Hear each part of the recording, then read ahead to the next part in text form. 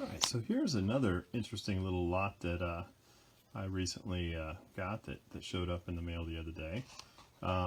So this has, oh darn, I already forgot the numbers. But if you're looking about the 1962 or 3 American FLyer Gilbert catalogs, you'll see in the accessory, you'll see a coal unloading ramp.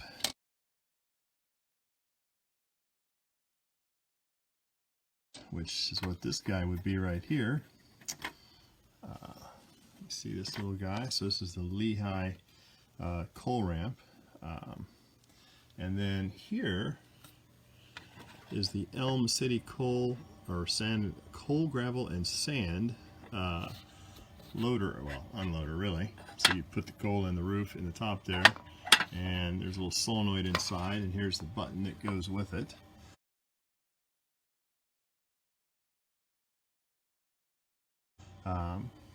And so I'm missing the base and I'm missing the roof, and I think I'm missing a ramp piece for this guy as well. But generally speaking, they're in pretty good shape. And well, frankly, I mostly do S-gauge American FLyer, but yeah, it's always good to branch out and have a few other Gilbert things. So got this nice Gilbert HO power pack to run my Gilbert HO trains, and with the operating accessories I have this interesting little I'll do a little straightening with that so you can see it, so you can straighten out, but it's a little HO scale block signal Gilbert. It's a little beat up, but I can do some fixing with that.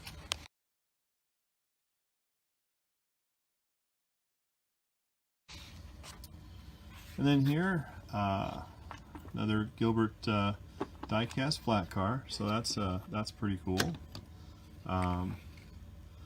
Nice Gilbert, Pennsylvania caboose. So I was happy to see that the roof walks aren't broken and the corners aren't broken. Still has it stacked.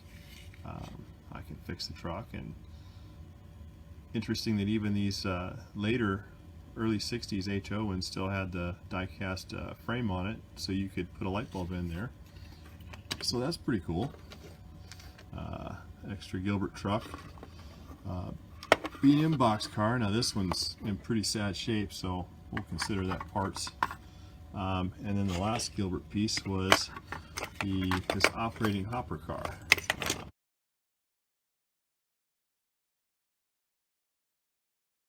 So I've never seen one of these before, but you can press down on that and operate the hopper. So that's kind of a nice little guy. And so it would go with, got to move the camera around, it would go with a little coal ramp like that. So that's pretty cool.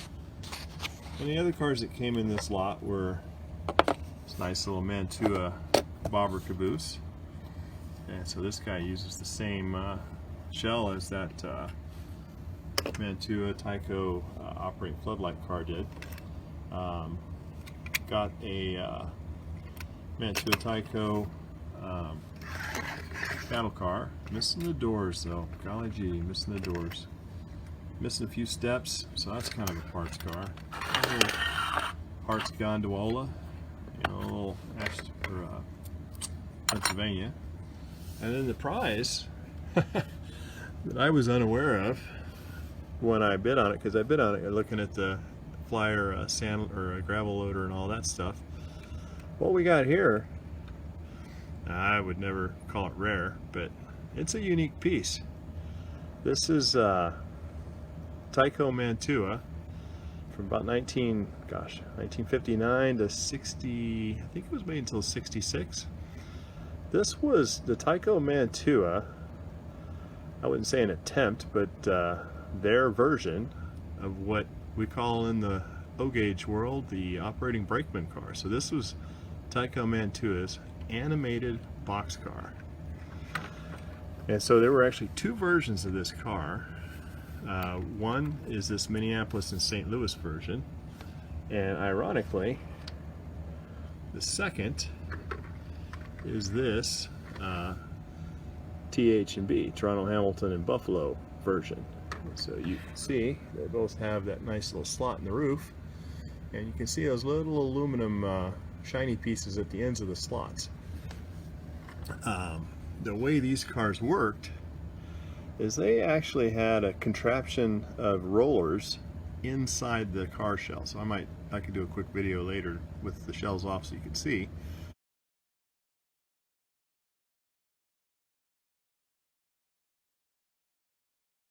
There's actually another few videos on YouTube where another YouTuber actually showed this, but in basic terminology, these cars operate by tiny rubber bands going around the axles and running on pulleys inside the car.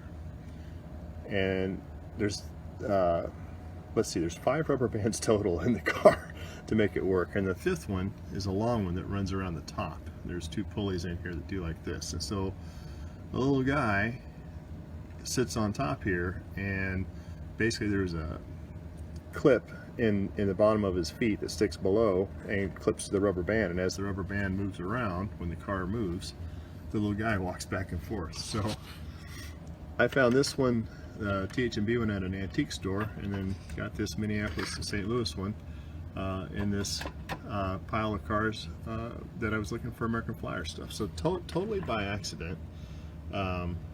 Got both versions of, again, not rare by any stretch, but maybe unusual, maybe hard to find. Certainly hard to find with the man, because obviously I don't have the man. You can imagine when the rubber bands crumble, the guy disappears. And there are no repros. I've talked to some other Mantua Tyco collectors, and it looks like there's no repos of that guy. So you're either manufacturing your own fake man to operate with the rubber bands, or you get lucky and you find a real one. So anyway, so that's what I've got in this lot here.